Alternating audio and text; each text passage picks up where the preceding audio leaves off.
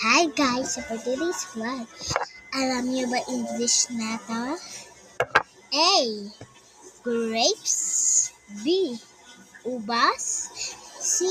Mansanas.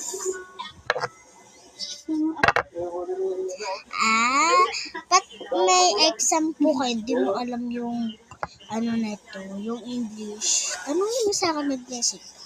Alam ko to. Grapes, yung English. Kung alam niyo, di wag na kayo mag-message. Tapos ito, yogurt drinks. Alam muna natin. Wala ka talaga tayong katigil-tigil sa yogurt. Kasi wala ka naman. Pait. Sigurado ako na masarap yung yogurt. Wala na po, kasi po, kumit-kumit na po eh. Nasisira. Yung ginagamit kong gano'n, laman. Napurumot na po lahat eh. Napulot na. Hindi ka pa nakakabit. Pwede naman po hukayin yun. Hukay, sinahukay. Kasi malalim lang po. Hindi naman mahirap hukayin kasi siyempre pwede makagat. Mama, Kaya mo, marunong ka doon. Sinahukay. Opo. yung ano mo, radyo mo doon. Ibig sabihin, pwede kang manghuli na kahit walang labat, hukayin. Pwede ngayon. Opo. Pwede daw, ganda daw. Diretso subo eh. Pag hinuhukay mo, alay mas marami na huli, yung hukay o yung lambat. Yung lambat po. Ay, yung lambat, mas, Ito, minsan pag-hukay mo walang huli. Pero walang laman. oo, tama. Maghukay ka, pero wala naman pala dyan naman sa loob. Pero yung lambat, pag Yung may lambat naka, po. yung lambat, Doon po malalaman kung may huli.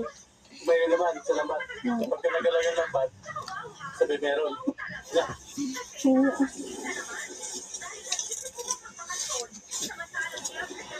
Ano ba pala? Alit kang dito. Oh my God. Anong oras? Wala. Yan. Yan. Yan, huwag mo na ulihin. Huwag mo na ulihin. Ang dami pa nito. Bilang siya makilala, pero teka yan. Dahil wala ng oras. Yung ano yan? Ako na. Ayun. Sige na. Dahil wala ng oras. Sa part 2 na lang po kayo manood. Nandun po ako. Wait lang. Ano ko yung part 2? Follow, subscribe, and hi! Huwag niyo kalimutan mag-follow ah. Ibigyan ko na ito.